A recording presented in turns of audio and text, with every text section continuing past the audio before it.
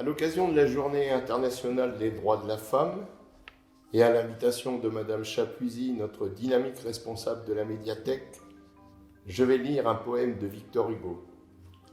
Il est tiré d'un recueil de 156 poèmes intitulé Les Contemplations.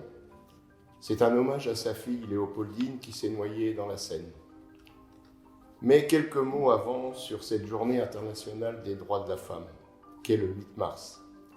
Le 8 mars est célébré chaque année.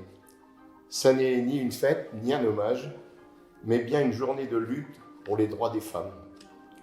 Cette journée trouve son origine dans une grève ouvrière à New York en 1909 qui descendent dans la rue pour revendiquer de meilleures conditions de travail, la journée de 10 heures, des crèches et un salaire égal à celui des hommes. La Journée internationale des droits de la femme a été officialisée par les Nations Unies en 1977 et en France en 1982. Elle est célébrée aujourd'hui dans de nombreux pays. Elle est l'occasion de réaffirmer les droits qui leur restent à conquérir et de faire un bilan sur la situation des femmes à travers le monde. Voici donc ce poème intitulé « Elle avait pris ce pli ». Elle avait pris ce pli dans son âge enfantin de venir dans ma chambre un peu chaque matin. Je l'attendais ainsi qu'un rayon qu'on espère.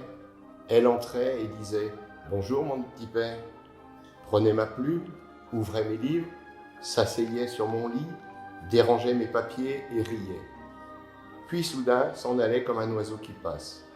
Alors, je reprenais, la tête un peu moins lasse, mon œuvre ininterrompue, et tout en écrivant, parmi mes manuscrits, je rencontrais souvent quelque arabesque folle et qu'elle avait tracée, et maintes pages blanches entre ses mains froissées.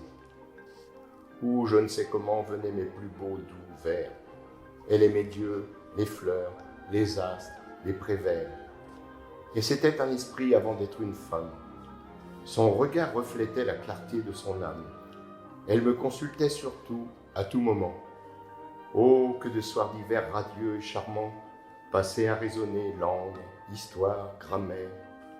Mes 4 enfants groupés sur mes genoux, leur mère, tout près, quelques amis causant au coin du feu. J'appelais cette vie être content de peu. Et dire qu'elle est morte, hélas, que Dieu m'assiste. Je n'étais jamais gai quand je la sentais triste. J'étais morne au milieu du bal le plus joyeux si j'avais en partant vu quelque ombre dans ses yeux. Bon 8 mars à tous.